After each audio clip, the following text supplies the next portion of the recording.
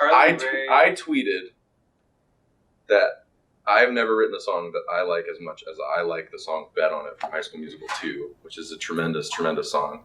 And everyone was like, you wrote Bet on It from High School Musical 2? And I was like, no. I haven't written anything I like as much as that song. But I was like 9 years old when that song came out. So that would have been unbelievable if I'd written that song. Great song, though. And great dance moves. He, like, one point, he's on a golf course in that whole video. And he, like bends down in a sand trap. And he's got, like, fistfuls of sand that you don't even remember that he has. And he goes, like, it's great. I love that. High School Musical 2 is incredible. Let's fall in love for the night and forget in the morning. Play me a song. Oh, good question. If my music was a color, what color would it be?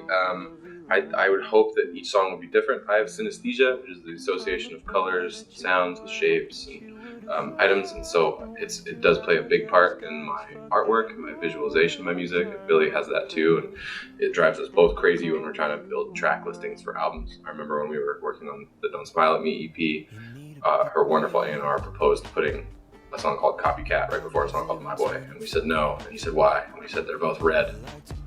2 red songs can't be next to each other. And he looked at us like we were crazy, and he was right, but we do think about colors all the time. I think the last song I put out, Let's Fall in Love with the Night, that'd be Orange. Harry Potter, 150%. My friend the other day was talking about Harry Potter, because I never am not talking about Harry Potter, and I can make some really like deep esoteric references to Harry Potter that like aren't even a part of the movie and no one even relates to. It's a real problem. But the other day a friend of mine was like, what's your favorite character in Harry Potter? And I was like, the magic's pretty cool. Like that, I think that's probably, you know, the boarding school's not that tight. The magic's pretty sweet. But yeah, Harry Potter's pretty awesome. What house do you belong to? Oh, Slytherin, for sure. Yeah. They don't fuck around. What's your other company? What are you thinking of? Oh my god, I think people my manager just called me. I think people asking for the Wi-Fi in public places is so annoying. I don't like use your fucking data. I don't know why people do that. Brandon and my other manager Danny, we were in like a restaurant in London called like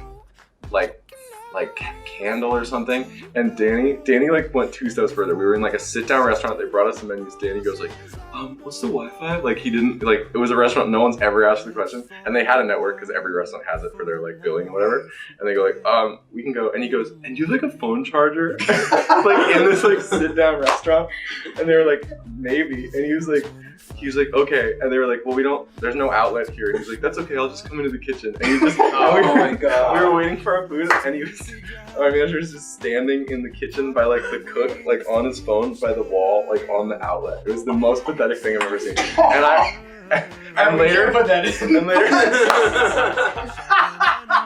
never heard that. And later he opened his backpack and he had a brick. He would have been totally fine. That's such a dope question.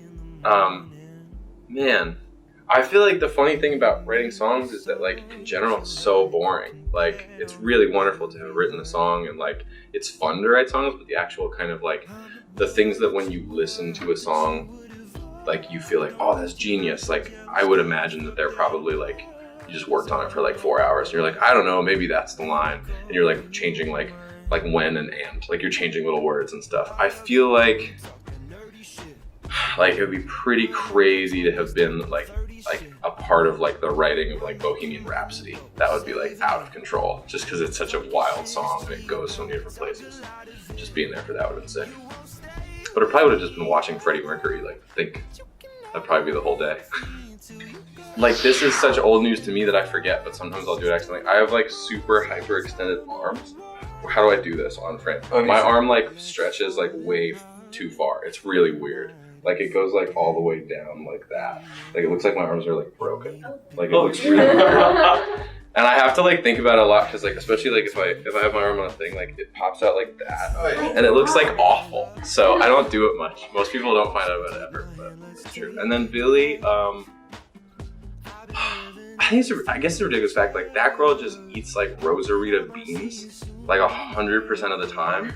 Like that's like the only like, and we like it's part of like her rider and her green rooms. Like we show up and there's like a can of beans, and most of the day, especially, she's like, "Someone find me a can opener," and it's just like a cold can of Rosarita beans. Like, and also like sometimes she's like, "No one touched the," and no one's like in danger of touching the beans. No one else wants any part of like the can of Rosarita beans, but Billie loves them.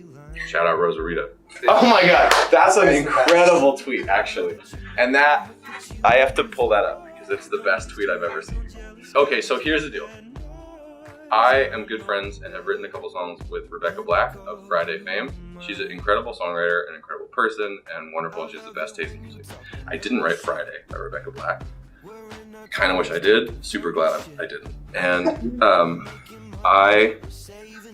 my dad worked at Mattel for a long time in the construction shop there, and he had some friends there, and through the game of telephone, which is kind of my favorite game to play, some misinformation was spread, and my favorite piece of this misinformation, which here we go. So keep in mind, the thing that I did was I wrote a song with the person who sung Friday. Rebecca didn't even write Friday. Friday was written for her by this dude who was like paid some amount of money to write like a song for a kid's birthday party. It's all a big accident.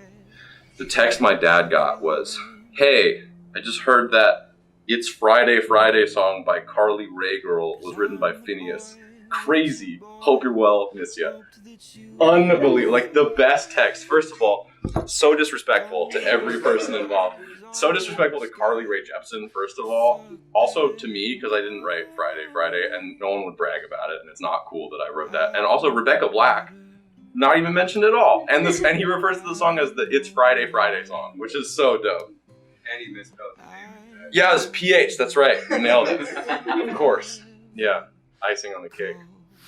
Hey, this is FINNEAS. That was my quick six.